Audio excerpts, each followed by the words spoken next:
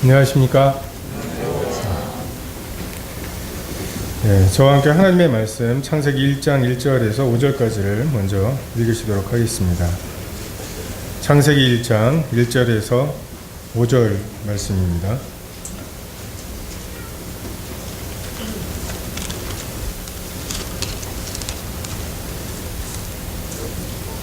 네, 다 같이 읽으시겠습니다. 시작. 태초에 하나님이 천지를 창조하시니라. 그 땅이 혼돈하고 공허하며 흑암이 깊음 위에 있고 하나님의 영은 수면 위에 운행하시니라. 하나님이 이르시되 빛이 있으라 하시니 빛이 있었고 그 빛이 하나님 보시기에 좋았더라. 하나님이 빛과 어둠을 나누사 하나님이 빛을 낮이라 부르시고 어둠을 밤이라 부르시니라. 저녁이 되고 아침이 되니 이는 첫째 날이니라. 제가 처음 대학에 가서 MT라든지 아니면 무슨 선배들과의 만남 이런 곳에 가서 술자리라는 거를 처음 이제 겪어보고 이 절차가 어떻게 되는지 이게 언제 끝나는지 이 다음은 뭔지 정말 이 공포의 연속이고 이 어떻게 대처해야 될지를 모르겠는, 그리고 마지막에 가면은 저 혼자 맨정신인 상태에서 굉장히 낯설었던, 그리고 막 어색했던 기억이 납니다. 근데 문득 지금 서대문교회 오신 분들 중에 그런 분들이 계시겠다. 반대의 경우죠. 교회에 발디뎌 놓기가 참 쉽지가 않더라고요. 뭔가 이렇게 굉장히 거룩한 곳으로 들어와서 보면은 거룩하지 않은 사람들 참 많다는 거 아시게 되고, 그러면 조금 마음이 좀 편해지는데, 그렇지 않으면은 뭔가 굉장히 접근 자체가 좀 힘들기도 하고, 와서 또 마음 먹고 앉아 있으려고 해보면 의미나 이런 것들도 참 찾기가 어려울 수도 있고, 저야 어렸을 때부터 주일날 예배 드리고 그 시간에 어렸을 때 자든지 색칠 공부를 하든지 어쨌든지 어떤 예배 시간에 이 진행되는 것은 이렇게 알고 있는데, 정말 처음 오셔서 예배부터 시작하는 이게 어떠하실까라는 생각이 들면서 좀 그런 분들에게 하나님이 어떤 분이시고 우리가 일상적으로 성도님들이 다 아시는 이제 그런 내용들을 조금은 좀 쉽게 이야기할 필요가 있다고 생각이 됩니다.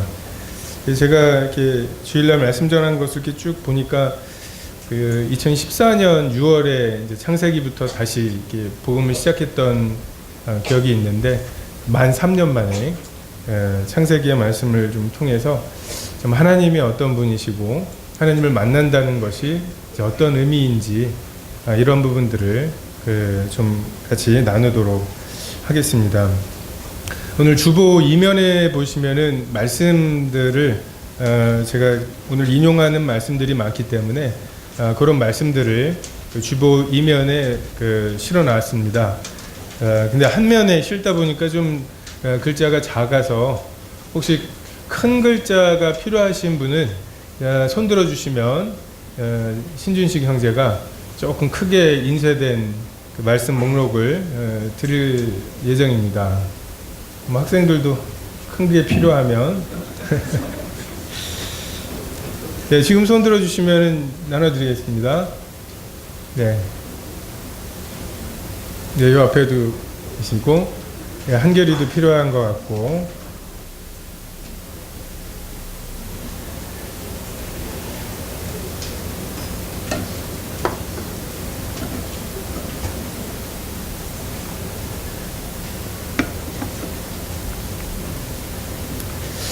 제가 복음을 전하면서 가장 어려움을 느끼는 게 제가 교회를 안 다녀본 적이 없다는 것입니다. 어떤 느낌일까? 정말 이걸 처음 접하면 이게 어떤 느낌일지를 들어서 아는 거죠. 저도 대학에서 고등학교 때 물리가 쉬운 줄 알고 물리과를 갔는데 1학년 딱 지내면서 이게 제가 알고 있던 물리가 그 물리가 아니라는 것을 알고, 교수님들을 보면은 이제 느끼는 느낌이, 그분들은 물리가 어려본 적이 없는 분들이에요. 나름은 쉽게 설명을 하시는데 저희한테는 너무 어려운, 우리가 뭘 이해하지 못하는지를 도무지 모르시는 분들처럼 계속 많이 좌절했던 기억이 나고, 그러는데 혹시 저도 좀 그런 면에 조금 어렵게 하지 않나 오히려 라는 생각을 좀 우려를 하면서 좀 말씀을 보겠습니다. 정말 하나님이 어떤 분이신지를 좀 궁금해하는 분들, 또는 세상에서 말하는 어떤 가치관과 정말 성경에서 말씀하시는 가치관이 너무나 많이 다르죠. 그리고 기독교에 대해서 굉장히 이제 독선적이다라고 생각하는 이런 분들을 위해서 좀 말씀을 준비해봤습니다. 오늘 읽은 이 창세기의 말씀은 지금으로부터 3,500년 전, BC 1500년 정도 경에 그 당시에 제일 강성했던, 지금의 미국과도 비교가 안 되는 것 같아요. 이집트와 그 주변의 국가들, 그리고 그때 만들어놨던 피라미드나 이런 것들을 볼 때 지금의 전 세계에서 미국의 어떤 그 위치보다도 더 어마어마한 위치에, 그리고 부강함과 풍요로움이 있었던 이집트에서 한 400여 년 정도의 종살이를 했던, 그리고 그 400여 년을 항상 종살이했던 건 아니죠. 좋았던 시절도 있었습니다. 한 100명도 안 되는 75명 정도의 부족이죠. 부족이 애굽으로 들어갔다가 그 장정만 60만이 되어서 지금 이제 나오게 되는 상황입니다. 이 이스라엘 백성들이 모세에게 지금 우리를 이끌어내고 있는 이 신이 누구냐라고 물었고, 이 모세조차도 당신이 누구냐고, 다른 사람들이 당신에 대해서 물어볼 때 누가 보내서 왔다고 대답할까요? 라고 물어봐야 될 만큼 이 성경에 말씀하시는 하나님은 굉장히 낯선 분이었습니다. 우리와 공통점이 좀 많죠. 우리가 어렸을 때부터 보아왔던 여러 그 신들이라고 부르는 이런 것들은 우리에게 그래도 익숙하고 우리가 생각하기에도 좀 합리적인 면들이 있는데, 이 하나님에 대해서는 의아한 부분들이 참 많은 그런 분이었습니다. 그들이 보기에 이집트의 풍요로움은 거의 비가 안 오죠. 거기는 태양, 그 장렬하는 태양과 나일강이 주기적으로 이렇게 비료가 섞여 있는 그 비옥한 흙을 실어다 주어서 생기는, 너무나 눈에 보이는 그 두 가지 요소가 있었고, 그래서 태양신을 섬기는 것, 태양신에게 풍요를 구하는 것은 당연한 일이었습니다. 그런데 하나님께서 이스라엘 백성에게 주신 여러 계명 중에 제1계명에서 그것을 금하시죠. 그렇게 하지 말라고 말씀하십니다. 제가 볼 때 지금 그 태양신, 이 3500년 전에 태양신이 했던 역할을 지금 과학이 하고 있는 것 같아요. 여러분, 우리가 로마 황제보다 더 잘 먹고 잘 입고 잘 쓰는 거 아십니까? 세종대왕이 종기 나가지고서 고생하고, 조선의 왕들 중에 얼굴에 종기가 심해져서 죽잖아요. 그냥 그렇게 죽는, 왕들도 그렇게 죽는, 정말 이렇게 밝은 조명 아래에서 책을 보거나 우리가 스마트폰으로 지금 보는 영화라든지 이런 즐거움을 누렸던 왕들이 얼마나 됐을까. 우리가 지금 다 누리니까 귀한 줄을 모르죠. 만약에 나만 그거를 누릴 수 있다면 우리는 엄청난 특권이라고 생각을 했을 겁니다. 학생들은 제철 과일이 뭔지를 외워야 될 만큼 사시사철 딸기를 먹을 수 있고, 김장 그때 담그지 못하면 이제 그 겨울에 먹을 게 없는 막 김장철 되면은 막 그 저희도 그 집 앞에 작은 그 골목이 그냥 그 배추 찌꺼기 같은 걸로 막 그 하는 그런 때가 불과 얼마 전인데 뭐 배추도 얼마든지 뭐 그 그래서 이러한 것들을 생각할 때 우리가 이전에 이스라엘 백성들이 그 태양신이 가져다주는 풍요로움에 저항하기 힘들었던 것처럼 그 태양신을 섬기지 말라고 하는 그 태양신이 그 바로 파라오 그 라죠. 라. 우리가 그 이집트 신화를 보면 이집트에서는 라로 불리우고 또는 그 팔레스타인 지방 그 가나안 땅에서는 바알로 불리우는. 근데 그 태양신을 섬기지 않고 여호와 하나님을 섬겨야만 한다고 하는 것은 굉장히 합리적이지 않은. 지금도 과학과 성경이 배치될 때 우리가 이 과학을 버리기가, 과학이 말하고 있는, 과학이 예측하고 있는 것을 그 포기하기가 쉽지 않은 것과 마찬가지의 어려움이 그들에게 있었을 것입니다. 그러한 이스라엘 백성들에게 하나님께서는 모세를 통해서 그 지금 방금 전에 읽은 이 말씀으로 내가 누구다 라고 하는 것을 드러내십니다. 창세기 1장 1절 참 짧은 구절이죠. 외우기도 참 좋은 구절입니다. 저희 아이들에게 한 구절 읽을 때 1,000원씩 준다고 했더니 제일 먼저 이런 말씀들 찾아서 짧은 구절들 찾아서 일단 태초에 하나님이 천지를 창조하시니라, 이 네어절로 되어 있는 이 말씀 속에 정말 하나님의 어떠하심에 대해서 굉장히 잘 담아두셨다라는 생각이 듭니다. 이 세상에 존재하는 모든 것은 다 원인이 있죠. 어떤 원인 때문에 지금 무언가가 생겼고 그 원인을 쫓아가다 보면은 계속 또 다른 원인들이 생깁니다. 근데 하나님께서 태초에 하나님이 계셨죠. 이 세상에 존재하는 모든 것은 그 태초라고 하는 시작이 있었지만 하나님은 태초를 시작하시는 분으로서 태초 이전에 이미 존재하고 계셨습니다. 이것을 하나님의 영원하심이라고. 영원하신 하나님, 우린 영원에 대해서 상상하기가 참 어렵습니다. 영원히 산다. 이해가 되십니까? 우리가 보통 한국에서는 산도 많고 하기 때문에 앞에 막히는 것이 참 많아요. 그래서 여러분 머릿속에 100km 정도를 한번 머릿속에 상상을 해보시면 그거 4km도 안 됩니다. 대부분. 우리가 영원을 생각해 봐야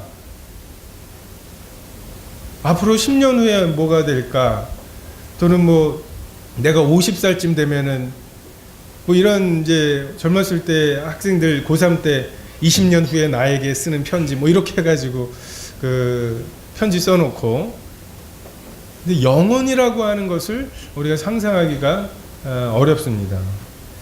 우리 그 시편 90편 그 2절하고 93편 2절 그 주보에 있는 그 구절을 한번 같이 읽어보시겠습니다.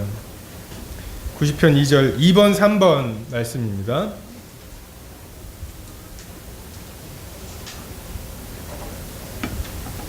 자, 주보 위면에 있는 2번 3번 시작. 산이 생기기 전 땅과 세계도 주께서 조성하시기 전 곧 영원부터 영원까지 주는 하나님이시니이다. 주의 보좌는 예로부터 견고히 섰으며 주는 영원부터 계셨나이다. 세상이 창조되기 전에 어땠을까? 라고 말하면 대부분의 사람들이 깜깜함 또는 뭐 이런 얘기를 하는데 성경에서는 아무것도 없었던 적은 없었다고 말씀하십니다. 하나님은 언제나 계셨어요. 하나님은 무언가로부터 나오신 분이 아닙니다. 하나님은 스스로 계시는, 만약에 무엇 때문에 하나님이 존재하게 되셨다면 우리는 그 무엇을 하나님이라고 부르겠죠. 그래서 하나님은 영원하시다, 언제나 존재하신다 라고 하는 그 속성을 창세기 1장 1절에 태초에 이미 존재하고 계신 하나님으로 자신을 드러내십니다. 우리 학교에 근무하시는 어떤 지금 이제 퇴직하신 교장 선생님이 인생에 대해서, 인생은 그냥 넓은 운동장에 어느 날 여긴 어디야? 라고 했더니 운동장에 던져진, 누가 뭘 하라고 말하지도 않고 뭐 어떻게 해야 되는지 룰을 하나도 가르쳐 주지 않은 채로 그냥 운동장에 던져진 존재라고. 그래서 주변을 보니까 어떤 사람은 열심히 뛰고, 어떤 사람은 트랙에 앉아서 고스톱이나 치고, 어떤 사람은 객석에 앉아갖고 야 그럼 안 되지, 좀 더 해야지 뭐 이러면서 이제 훈수도 두고, 오만 사람들이 있는데 그 중에 하나를 정해서 자기 인생의 목표로 삼아서 뛰든지 놀든지 훈수를 두든지 그렇게 해서 그냥 살다 보면 어느 날 검은 옷을 입은 사람들이 너로 나와, 왜요? 죽었어 뭐 이러면서 데려가는 게 인생이라고. 여러분, 참 우리가 우리 자신의 목표를 스스로 찾아야 된다라고 하는 이런 게 지금 이 인생에 대한 정의 속에 들어가 있는 거죠. 어떤 사람은 뭐 인생은 B와 D 사이의 C다. B는 birth, 태어남이죠. 출생입니다. D는 death, 죽음입니다. 그 사이에 C는 choice. 멋있어 보이죠? 근데 뭘 기준으로 선택하느냐? 그럼 이 선택이 잘한 거냐? 이런 것에 대한 어떤 해결이 없습니다. 그리고 죽으면 끝이냐? 잘 살고 싶은데 어떻게 잘 사는 게 잘 사는 건지 모르겠어요. 지금 덜컥 100만 원이 생겼는데 이 100만 원을 어떻게 사용하는 게 맞는지, 행복하고 싶은데 뭐가 행복인지를 모르겠는 거죠. 정말 없이 살 때에는 굉장히 행복한 게 분명했죠. 먹고 싶은 거 먹고. 저도 어제 어떤 형제님이랑 얘기하는데 저랑 같은 나이인데 연대가 달라요. 어렸을 때 전기가 없었다는 등 막 이런 얘기들을 하실 때 보면, 저는 서울 한복판에 사대문 안에서 태어나가지고 전기가 없었던 적은 없었거든요. 또 이 반찬이야 뭐 이랬지 먹을 게 없었지는 않았는데, 참 먹을 게 없었다고. 그때 시절에 이렇게만 하면 좋겠다라고 하는, 어떻게 하면 행복해지겠다, 어떻게 살고 싶다, 이건 분명했는데 그때 소원했던 것들은 대부분 지금 이루고 계시죠. 그렇다면 그때 우리가 가지고 있던 욕구들이 이 정도 채워지면 참 감사가 넘쳐야 되는 그러한 시간일 텐데 우리에게는 그렇지 않죠. 그리고 이게 정말 행복한 건지에 대한 확신도 없고, 심지어는 옛날이 좋았다는 말을 그렇게 많이 하시죠. 태초 이전에 계셨던, 그래서 이 세상과 우리를 창조하신 하나님은 우리가 어떻게 살아야 하는지, 우리가 어디서 와서 어디로 가며 어떻게 살아야 되는지, 이것에 대해서 우리에게 말씀하실 수 있는 유일한 분이십니다.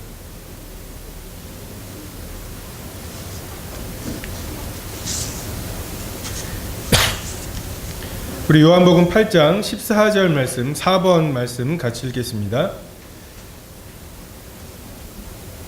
시작. 예수께서 대답하여 이르시되 나는 내가 어디서 오며 어디로 가는 것을 알거니와 너희는 내가 어디서 오며 어디로 가는 것을 알지 못하느니라. 정말 어디서 와서 어디로 가는지를 아시는 이 예수님만이 우리 인생에 어디서 와서 어디로 가며 어떻게 살아야 되는지를 말씀하실 수 있는 유일한 분이십니다. 영원하려면 완전해야 되는 것. 우리 먼저 시편 18편 25절 읽으시겠습니다. 시편 18편 25절 5번 말씀입니다. 시작. 자비로운 자에게는 주의 자비로우심을 나타내시며 완전한 자에게는 주의 완전하심을 보이시며. 여러분, 조금이라도 불완전한 것이 있으면 영원할 수는 없어요. 그러니까 하나님은 처음부터 끝까지 완전하셔야만 영원하실 수 있습니다. 뭐 조금씩이라도 불완전할 수 있으면 영원을 지내고 나면 불완전해지죠. 그러면 영원할 수 없죠.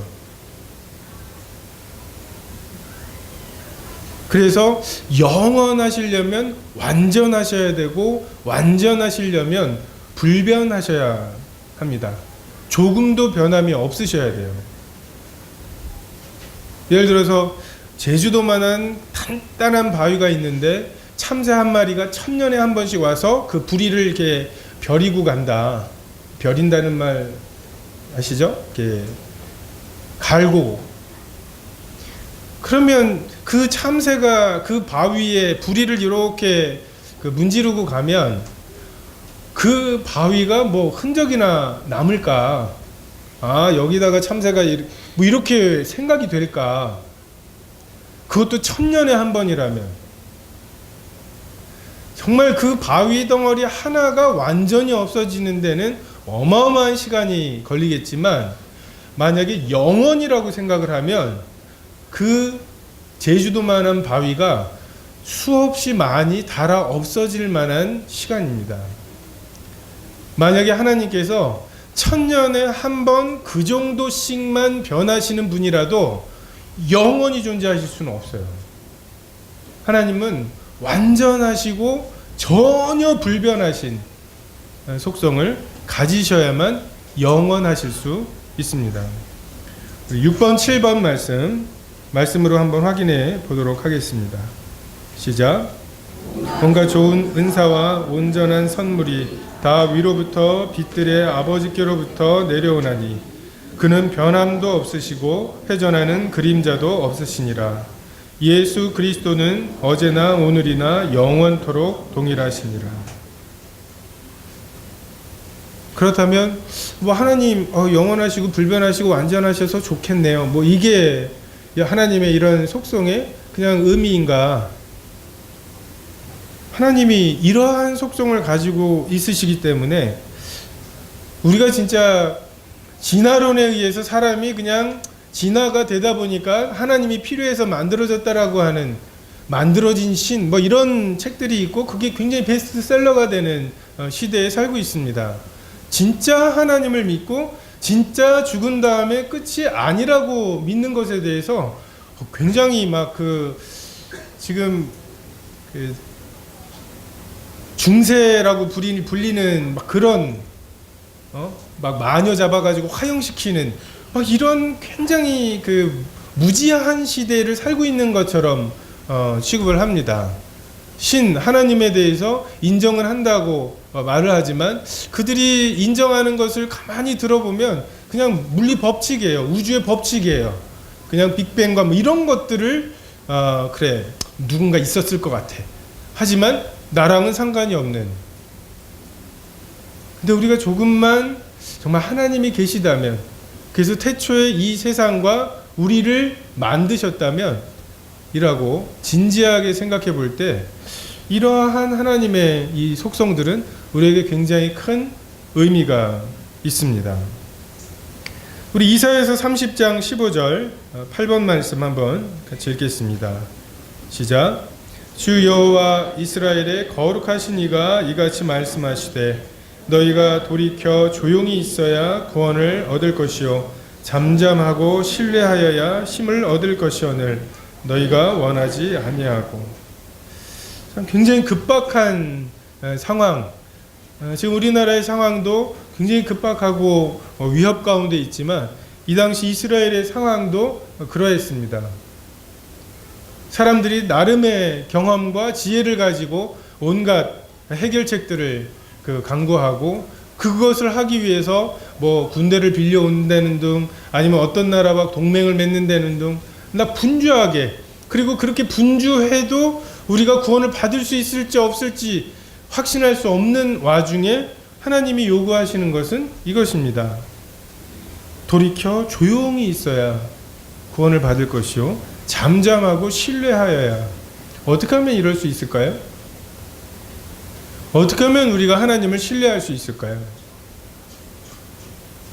그분은 영원하시고 불변하시고 완전하시기 때문에 우리가 그분을 신뢰할 수 있습니다.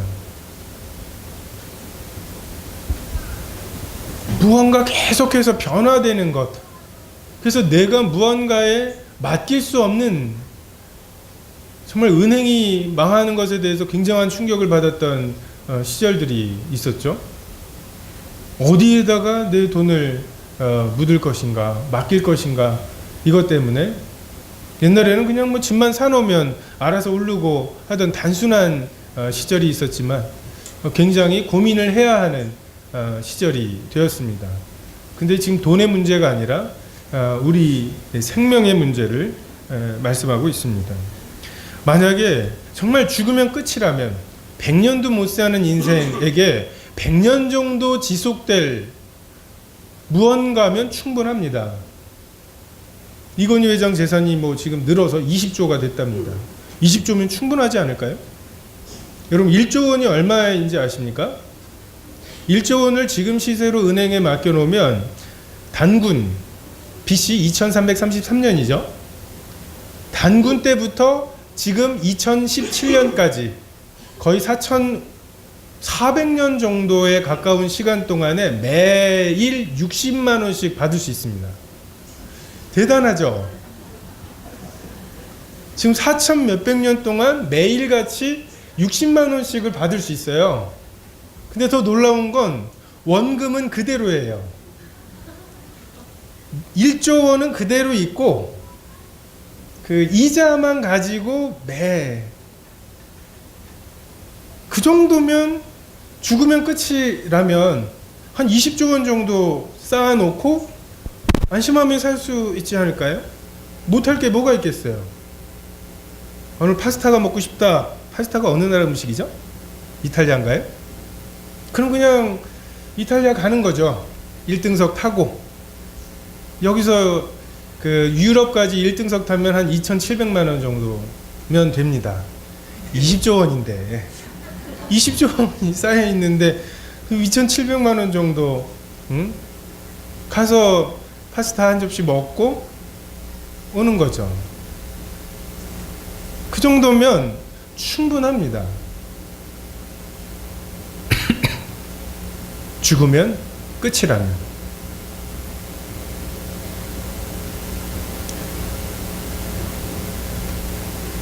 근데 죽으면 끝이라는 보장이 있으십니까? 죽으면 끝이라는 증거가 있냐고 물어보면 죽어봐야 알죠 라고 대답을 합니다. 그러면 늦잖아요. 이 죽은 다음에는 어떻게 될지에 대해서는 죽어본 사람만이 안다 라고 얘기를 해요. 그래서 하나님의 해결책은 죽어본 사람, 예수님을 통해서 우리에게 죽은 다음에 무엇이 있는지를 말씀하시는 거죠. 근데 그렇게 이야기하면 어떻게 죽은 사람이 살아나요? 라고 이제 반문을 합니다. 우리 9번, 10번 말씀 읽어보겠습니다. 시작. 사람이 일어나서 내 주를 쫓아 내 주의 생명을 찾을지라도 내 주의 생명은 내 주의 하나님 여호와와 함께 생명싸개 속에 쌓였을 것이요 내 주의 원수들의 생명은 물매로 던지듯 여호와께서 그것을 던지시리이다. 이는 너희가 죽었고 너희 생명이 그리스도와 함께 그리스도 안에 하나님 안에 감추어졌음이라. 우리 생명이신 그리스도께서 나타나실 그때 너희가 함께 영광 중에 나타나리라. 우리의 생명을 어디에다 쌓아두시겠습니까? 어디에 감춰두시겠습니까? 우리 주위에 정말 영원한 것이 무엇입니까? 내 생명을 주고 그것과 바꾸면 되는 영원한 것이. 여러분에게 매일같이 100만 원, 아침에 100만 원씩을 입금을 해주고 대신에 그 하루 동안에 그 100만 원을 사용하지 못하면 남은 돈은 다 회수해 간다면 어떻게 사는 것이 잘 사는 것이겠습니까? 100만 원을 아낍니까? 저는 오전 중에 다 쓸 거예요. 행여라도 1원이라도 남길까봐. 무언가 지금 이 돈은 가지고 있다가 보면 오늘 하루가 끝날 때 누군가가 가져가 버릴 거다. 그러면 그것을 주고 무언가 내일까지 갈 무언가를 사놓는 것이 그것이 지혜로운 것입니다. 하나님께서 우리에게 주신 인생 100년 정도를 채우고 나면 갑니다.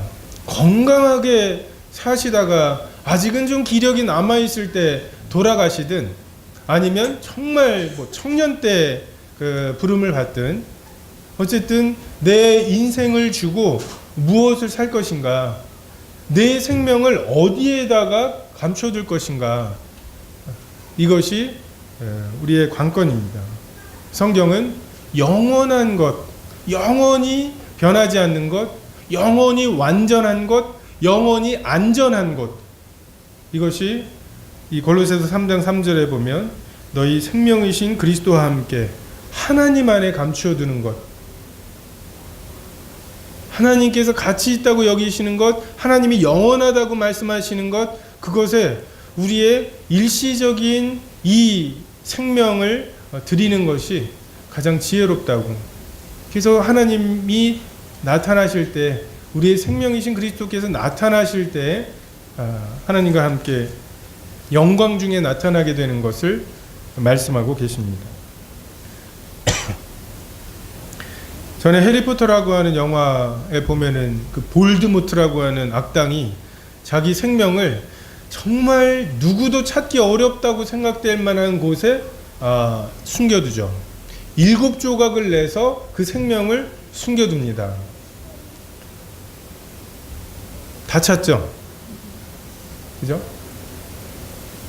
여러분이 한번 여러분의 인생을 어디에 투자하는 것이 가장 안전할지 생각해 보시고 정말 그것에 대한 해답이 충분한지, 그렇지 않다면 하나님 태초에 이미 존재하셨던, 세상이 창조되기 전에 이미 존재하시고 우리 인생에 대해서 어디서 와서 어디로 가는지 알고 계시는 그분에게 정말 겸손하게 나에게 나의 인생에 대한 해답을 알려달라고 구하는 것, 이것이 필요합니다. 완전하셔야 되는 하나님은 조금도 어두움이 없으셔야 합니다. 하나님께서 간혹 굉장히 가혹하게 대하시는 것처럼 보이는 성경에 많은 구절들이 있습니다. 예를 들어서 노아의 홍수 때 8명을 제외하고 다 죽이시는, 또는 애굽에서 출애굽할 때 애굽의 모든 장자를 다 죽이시죠. 짐승들까지 다 죽이십니다. 그리고 이스라엘 백성들이 가나안 땅에 들어가서 가나안 땅에 있는 7족속을 진멸하라고 말씀하시죠. 어린아이들까지 해서 다 죽이라고 말씀하십니다. 우리가 그런 조각들을 볼 때 굉장히 하나님은 너무하신 분으로 생각을 합니다. 그리고 그것이 굉장히 이제 기독교에 대해서 독선적이라고 생각하는. 근데 노아의 홍수 때 하나님은 120년 동안의 기회를 주셨습니다. 그리고 그 누구라도 방주 안으로 들어갈 수 있게 일종의 생명 싸개죠. 물로 심판할 거라고 말씀하시고 정말 자기의 생명을 건질 수 있는 방주를 120년 동안이나 열어 두셨습니다. 애굽의 장자들을 죽이실 때에도 정말 애굽의 장자를 죽일 때가 모세가 80세 되던 때입니다. 근데 모세가 어렸을 때부터 이미 히브리 사람들의 모든 남자아이를 다 죽이라고 했던 시절이잖아요. 그렇게 80년이 지났습니다. 바로가 하나님의 백성들에게 한 이 일에 비하면 지금 하나님께서 그들에게 말씀하시는 것은 장자만이잖아요. 거기에다가 살 길을 주셨습니다. 피를 문에 바르면 살 수 있는 길을 주셨어요. 피를 문에 바르는 것이 어려운 일이었다면 하나님이 너무하시다고 말할 수 있지만 그렇지 않습니다. 가나안의 7 족속을 멸절하시는 것에도 하나님이 가나안의 7 족속을 벌 주시기로 하신 것은 그 이스라엘 백성들이 그 가나안에 들어가기 400년 전부터 말씀하신 거예요. 하나님은 400년간 그들에게 돌이킬 기회를 주셨습니다. 그리고 그 중에서 소수의 사람들이 그 하나님을 두려워해서 그 계략을 써가지고서 항복을 한 것을 하나님이 그냥 모르는 척하고 받아주셔요. 하나님께서는 노아의 홍수라든지 그 애굽의 장자들을 죽이시는 거라든지 애굽의 7 족속을 죽이시는 것으로 하나님의 죄에 대한 진노와 정말 조금도 그 어린아이들조차도 정말 우리 속에 있는 그 죄의 속성 중에 어린아이 같은 아직은 죄가 열매를 맺지 못한 것 같은 그것에 대해서조차도 하나님의 진노가 완전하심을 보이시는 것입니다. 우리 하박국 말씀 11번 12번 말씀 같이 읽으시겠습니다. 시작. 주께서는 눈이 정결하심으로 악을 참아 보지 못하시며 패역을 참아 보지 못하시거늘 우리가 그에게서 듣고 너희에게 전하는 소식은 이것이니 곧 하나님은 빛이시라 그에게는 어두움이 조금도 없으시다는 것이니라. 여러분, 조금도 없으십니다. 우리에게 향하신 여호와의 인자하심이 크시고 여호와의 진실하심이 영원하미로다. 여호와의 인자와 긍휼이 무궁하심으로 우리가 진멸되지 아니하니이다. 이것이 아침마다 새로우니 주의 성실하심이 크시도소이다. 하나님의 긍휼의 속성도 완전하십니다. 한번 긍휼을 입은 자들에게 대한 하나님의 긍휼이 취소되거나 누그러지거나 하지 않습니다. 하지만 마찬가지로 15번 말씀 같이 읽겠습니다. 시작. 또 왼편에 있는 자들에게 이르시되 저주를 받은 자들아 나를 떠나 마귀와 그 사자들을 위하여 예비된 영영한 불에 들어가라. 지옥이 영영하다고 하는 것에 대해서 굉장히 많은 저항이 있어요.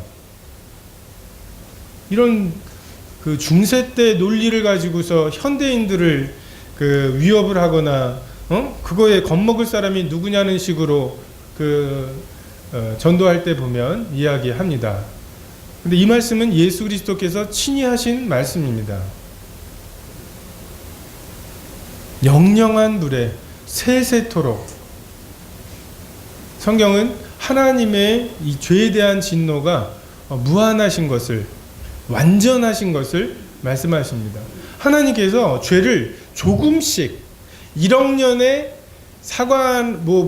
그 선악과 따먹는 정도를 참으실 수 있다 하더라도 그 하나님의 영원하신 하나님은 조금씩만 변하셔도 도저히 존재하실 수 없는, 이건 하나님, 우리와는 비교할 게 없는 것 같아요. 우리가 아이들을 혼내다가도 사랑하고 또 사랑하다가 혼내기도 하고, 혼을 냈다가도 벌 쓰는 거 보면은 또 안쓰럽기도 하고, 이제 우리들의 어떤 사랑과 공의의 속성은 이렇게 왔다 갔다 하고 상대적입니다. 근데 하나님의 이 사랑과 거룩함의 속성은 완전하신, 조금도 참아보실 수 없는 이러한 속성을 가지고 계십니다. 이것이 하나님이 영원하시다는 말 속에 담겨있는 의미입니다. 16번 말씀 같이 읽으시죠. 시작. 우주와 그 가운데 있는 만물을 지으신 하나님께서는 천지의 주제시니 손으로 지은 전에 계시지 아니하시고 또 무엇이 부족한 것처럼 사람이 손으로 섬김을 받으시는 것이 아니니 이는 만민에게 생명과 호흡과 만물을 친히 주시는 이심이라. 이 세상에 존재하는 그 어떤 것도 존재하기 전에 존재하셨던 하나님은 아무것도 필요하지 않으십니다. 만약에 하나님이 지금 존재하는 것들 중에 무언가가 필요하신 분이었는데 태초에 하나님이 천지를 창조하시기 전에는 그게 없었잖아요. 그게 없는 채로 어떻게 영원토록 존재하셨겠어요? 예를 들어서 우리는 물이 없으면 3일을 물이 없으면 3일이죠. 먹을 게 없으면 3주 뭐 이렇게 해서 그 생존에 필요한 것이 있습니다. 물이 없으면 우린 3일 만에 그 대부분이 죽습니다. 근데 만약에 하나님께 우리가 물이 필요한 것처럼 하나님께도 필요한 무언가가 있었다면 하나님은 태초에 그것을 창조하시기 전 그 무한한 시간을 어떻게 존재하실 수 있었겠어요? 이것을 하나님의 자족하심이라고, 그냥 스스로 족하십니다. 사람의 손으로 섬김을 받지 않으세요. 무엇을 보태드릴 게 있으세요? 여러분이 하나님에게 무엇을 보태드릴 것이 있습니까? 무엇을 가지고 하나님에게 하나님 이거 필요하시잖아요. 이거 없이 안 되시잖아요. 라고 할 만한 것이 무엇이 있으십니까? 무엇으로 하나님 앞에 흥정하실 만한 이게 있으세요? 흥정이라는 건 내가 갖고 싶은 걸 저 사람이 갖고 있고 저 사람이 갖고 싶은 걸 내가 갖고 있을 때 이게 흥정이 되는 거지. 하나님은 그러한 것이 일체 전혀 없으십니다.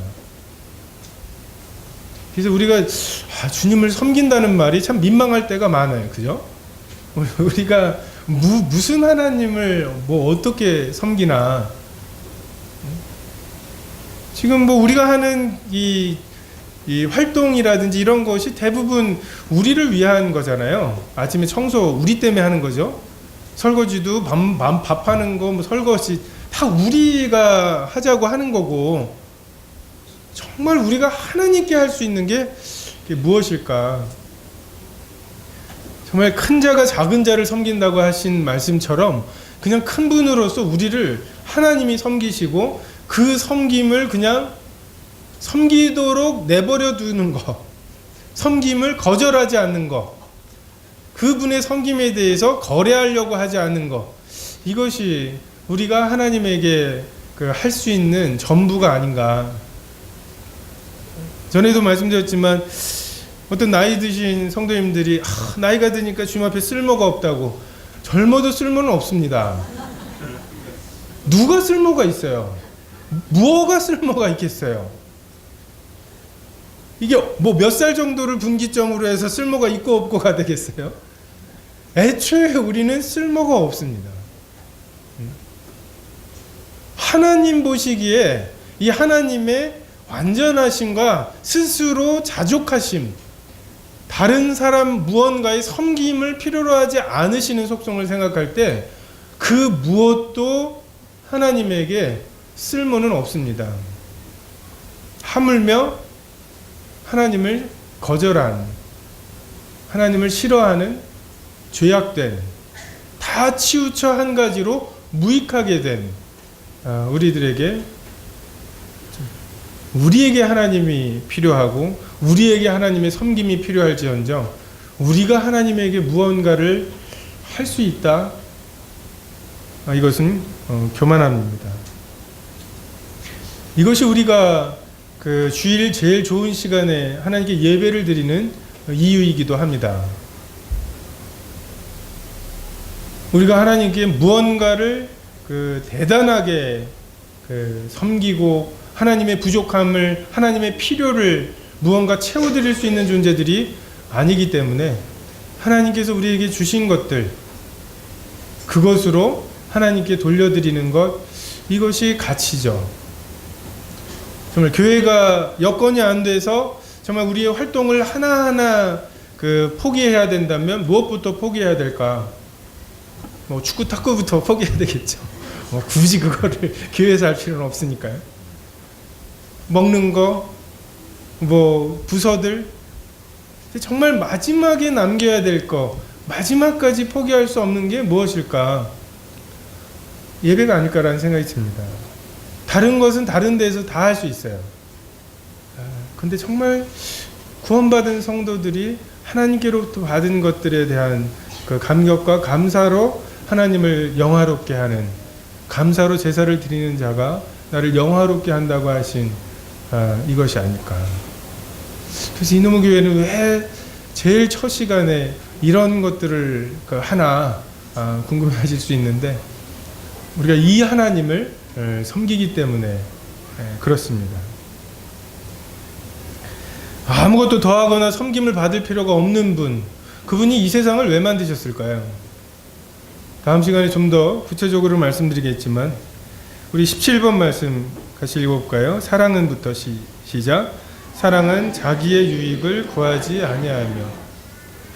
하나님에게 이득이 돼서 만드신 게 아니에요. 하나님이 뭔가 그 부잣집 아들이 그 방 하나가 비어가지고 거기에다가 막 이렇게 미국 같은 데 보면 그런 게 많더라고요. 이렇게 인공 산도 만들고 터널도 뚫고 해가지고서 이렇게 칙칙하고 막 이렇게 리모컨으로 움직이는 이런 것들을 이렇게 방 하나 가득 만들어가지고서 해놓는, 그러니까 부자들의 조금 고급스러운 취미죠. 미니어처로 해가지고. 하나님이 이 우주와 지구와 인간을 그것 때문에 만드셨을까? 심심하셔서? 또는 그걸 보면서 뭔가 만족하시려고요? 이득을 보기 위해서요? 사랑은 자기의 유익을 구하지 않습니다.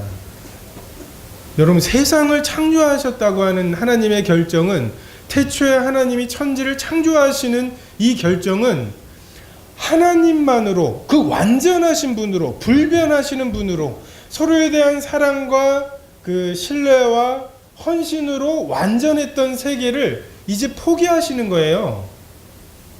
완전하지 않은 우리 같은, 완전하지 않은 이 우주 같은 것을 만들기로 작정하시는 결정이었습니다.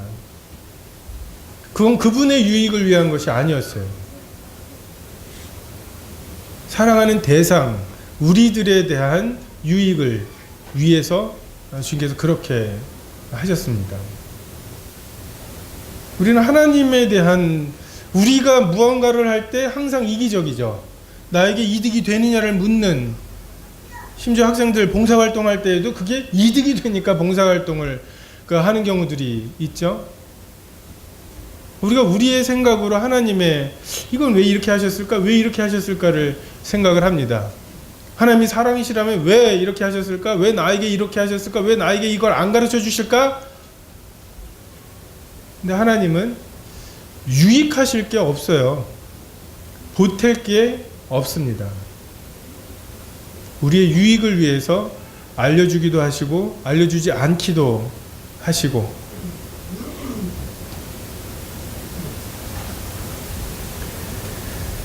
또한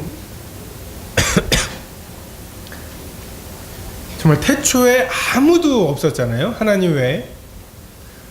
그러면 이 세상을 창조하시는 것에 대해서 누구와 상의를 하실 수 있겠습니까?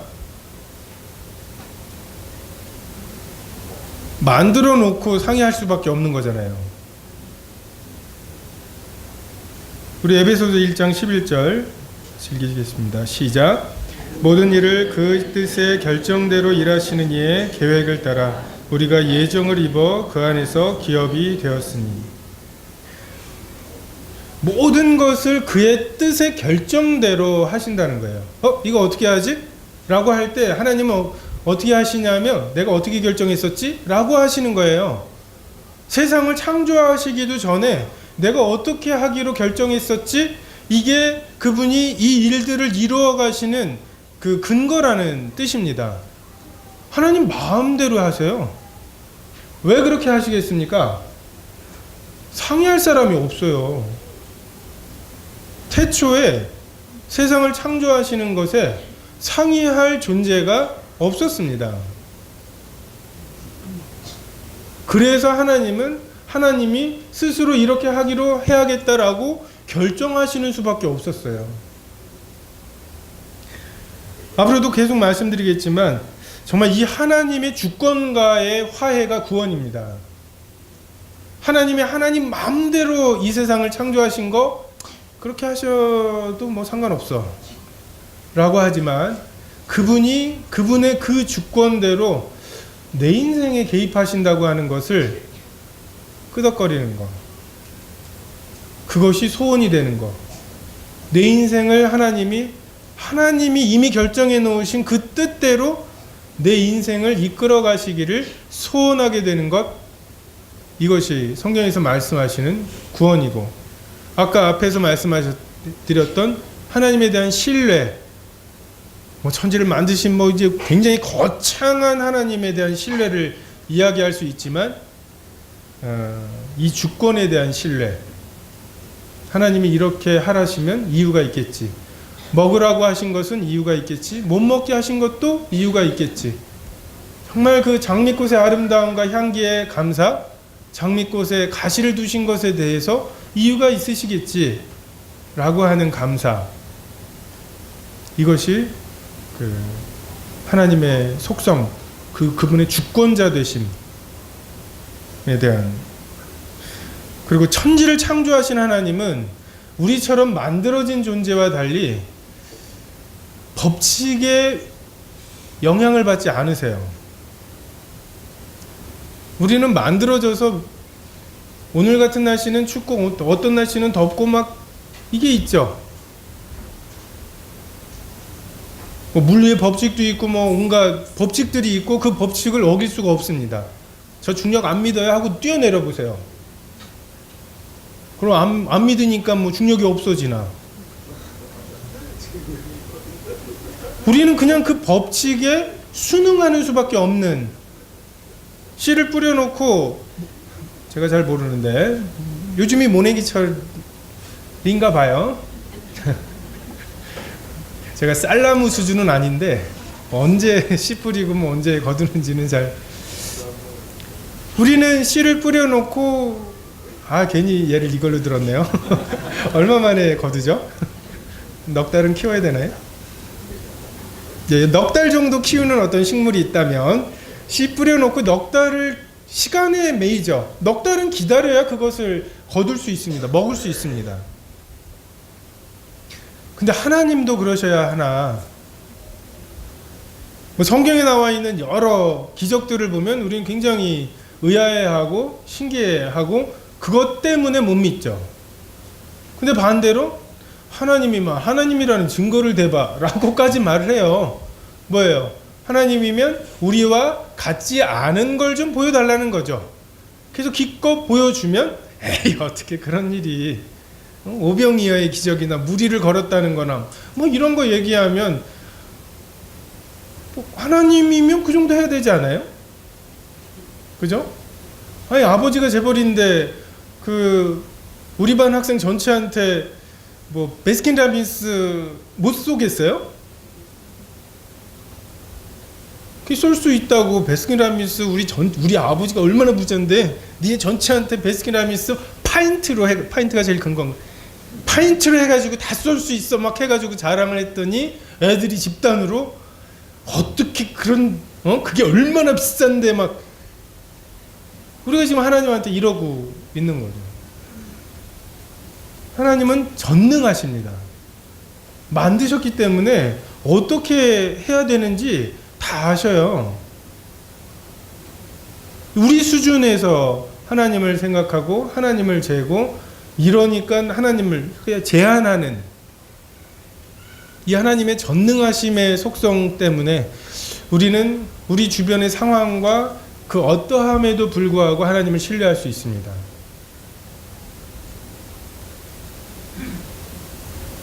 이것이 태초에 하나님이 천지를 창조하셨다는 말씀 속에 하나님은 어떤 분이신지 드러내신 속성들입니다. 인생의 해답을 찾으셨습니까? 어디서 와서 어디로 가며 어떻게 살아야 되는지, 내가 오늘 하루 잘 살았나, 내가 지금 일요일, 오늘 아침에 보니까 정말 날 좋더라고요. 정말 예배드리기 좋은 날인지 아니면 놀러 가기 좋은 날인지. 저는 술 드시는 분들 보면 가끔 도전받을 때가 있어요. 모든 날씨가 술 먹기 좋은 날이에요. 어쩌면 그렇게 참 어쩌면 모든 그 날씨와 상황과 환경이 이렇게 술과 연결되어 있는 추억들이 있으신지 그 술의 종류가 좀 달라지긴 하죠. 빈대떡인 날도 있고 와인인 날도 있고 하지만 어쨌든 정말 우리가 주님께 그런가. 비 오는 날은 참 비가 와서 주님을 섬기기 좋은 날이고, 야 오늘은 전도가 땡기는 날이고 막 이래야 되지 않을까. 근데 오늘 이 좋은 날씨에 여러분이 여기에 와 있는 것이 정말 잘 사는 것입니까? 그 기준이 무엇입니까? 진시황제 49에 죽었습니다. 안 죽으려 버티다가 49에. 대부분 여기 그보다 많이 사신 분들 많죠. 그렇게 안 죽으려고 버티던 분들보다 그렇게 애를 쓰지 않으셨는데도 오래 사신 분들이. 성공의 기준이 무엇일까? 이것을 누구에게 물어볼 수 있을까? 그 죽어보지도 않은 사람들한테 물어보고 인생은 이런 거라고 해가지고서 괜히 뛰거나 뭐 고스톱 치거나 객석에 앉아가지고서 뭐 이렇게 훈수 두다가 어느 날 그 까만 삭가 쓴 사람이 와서 그렇게 살지 마시고, 수고하고 무거운 짐진 자들아 다 내게로 오라. 내가 너희를 쉬게 하리라. 나는 마음이 온유하고 겸손하니 나의 멍에를 메고 내게 배우라. 그리하면 너희 마음이 쉼을 얻으리니 이는 내 멍에는 쉽고 내 짐은 가벼움이라 하시니라. 주님께로 와서 일단 짐을 내려놓고 주님께서 가르쳐 주시는 것들에 귀를 기울여 보시는 것이 필요합니다. 광고 하나 드릴까요? 주일 오후에 거기 모치님 방에서 복음반이 있습니다. 더 깊이 좀 개인적인 질문을 하고 싶으신 분은 그 시간에 오셔서 함께 좀 그런 질문들에 대해서 좀 해답을 찾아가면 좋을 것 같습니다. 기도하시겠습니다.